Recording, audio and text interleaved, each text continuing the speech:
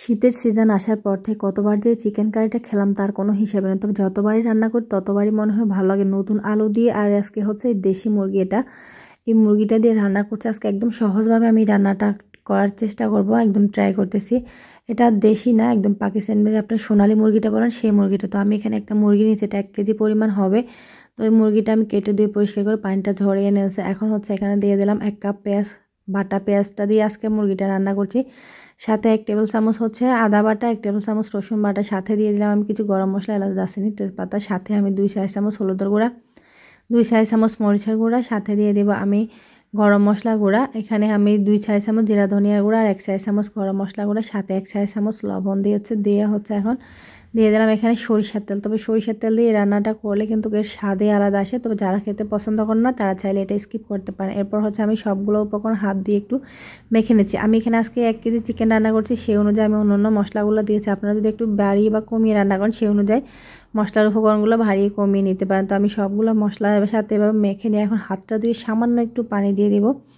পানিটা দিয়ে হচ্ছে এটা ঢেকে কষিয়ে নেব। আজকে আমি একটু ভিন্ন আর একটু সহজ আর সনাতন পদ্ধতি, যেটা হচ্ছে আমাদের দাদি নানিরা করতো, সেই পদ্ধতিতে রান্না করছে। আর এভাবে কিন্তু রান্না করলে একদমই সহজ হয় রান্নাটা করা, আর খেতেও কিন্তু খুব ভালো লাগে। এরপর আমি এটা ঢেকে দিয়ে 10 মিনিট একটু কষিয়ে নিয়েছি। একটু হালকা পানি ছিল, লো আছে, মিডিয়াম টু লো আছে, একটু কষিয়ে নিয়ে এরপর হচ্ছে এখানে দিয়ে দিলাম আলু। আমার এখানে 500 গ্রাম থেকে একটু বেশি আলু হবে, বাট 500 গ্রামের মতো হবে। তো আলুগুলো একটু বড় বড় করে কেটে নিয়েছে। আলুগুলো দিয়ে মিক্স করে আমি আবারও 10 মিনিট একটু ঢেকে রান্না করে নেব।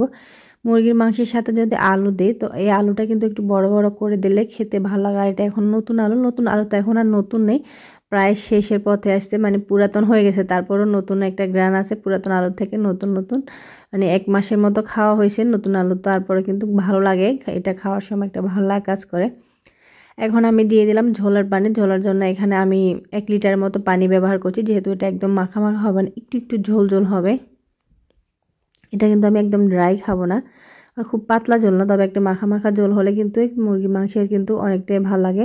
বাট এই চিকেন কারিটা যে যেভাবে বোঝেন, তো সবাইকে বোঝানোর জন্য সবার মতো করে বলছি। আপনারা হয়তো আবার আমাকে কেউ ভুল বুঝবেন না যে আমি তো করার জন্য বলতেছি। আর এরপর যে এখানে দিয়ে দিলাম আমি কাঁচামরিচ, কয়েকটা গোটা কাঁচামরিচ দিয়েছি।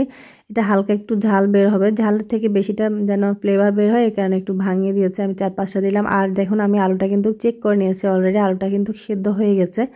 এখন সবগুলো আমি আবার একটু ভালোভাবে মিক্স করে নিচ্ছি। আমার রেসিপি ভালো লাগলে লাইক, কমেন্ট, শেয়ার করবেন, সাবস্ক্রাইব করে চ্যানেলের পাশে থাকবেন। ফেসবুক পেজ থেকে দেখে থাকলে পেজটাকে ফলো দিয়ে রাখবেন।